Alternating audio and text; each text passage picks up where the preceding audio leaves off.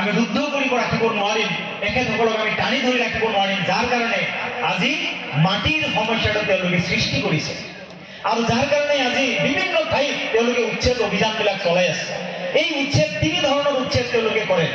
এক নম্বৰটো হৈছে খাস মাটি, পিজিআৰ ভিজিআৰ খাস মাটিবিলাকত উচ্ছেদ কৰে। দ্বিতীয়টো হৈছে আপোনাৰ ফৰেষ্ট লেণ্ড যিবিলাক আছে।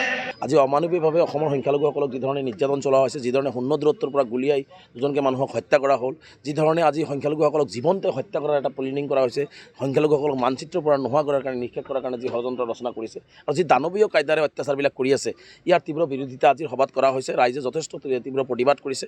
আমাৰ এটাই আহ্বান, চৰকাৰে এই ধৰণৰ অমানৱীয় কাণ্ডবিলাক বন্ধ কৰক, মানুহৰ লগত মানুহৰ ব্যৱহাৰ কৰক। মুখ্যমন্ত্ৰী ডাঙৰীয়াই, মুখ্যমন্ত্ৰী তিলমানো হৃদয় আছে, তেনেহ'লে মানুহক এনেকুৱা অমানৱীয় অত্যাচাৰবিলাক বন্ধ কৰি দিয়ক, অমানৱীয় উচ্ছেদবিলাক বন্ধ কৰক। আপুনি আলোচনাৰ জৰিয়তে আহক, আলোচনা কৰি সমস্যাবিলাকৰ সমাধান কৰক। যি বিষয়টো আলোচনাৰ জৰিয়তে সমাধান কৰা সম্ভৱ, সেই বিষয়টো পিছ দুৱাৰে দি ভিৰুৰ দৰে মানুহক গুলিয়াই বলডোজাৰ লগাই মানুহক ৰাতাৰাতি বেঘৰ কৰি দি সেই সমস্যাটো আৰু জটিল কৰাৰ কি প্ৰয়োজন আছে? যিহেতু ভাৰতীয় নাগৰিকৰ ওপৰত অন্যায় কৰা হৈছে, ইয়াত কোনো সন্দেহজনক বা বিদেশীৰ ওপৰত অত্যাচাৰ কৰা হোৱা নাই। যিসকল ভূমিহীন ভাৰতীয় নাগৰিক, তেওঁলোক চৰকাৰী মাটিত থকাৰ কাৰণেহে অত্যাচাৰ কৰিছে। গতিকে সেই ভূমিহীন মানুহখিনিক ভূমি দিলেই হৈ গ'ল। আৰু গতিকে সেইকাৰণে মই অনুৰোধ জনাইছোঁ সকলোকে যে আহক, মিলিজুলি এই ধৰণৰ অন্যায়ৰ বিৰুদ্ধে আমি প্ৰতিবাদ কৰোঁ।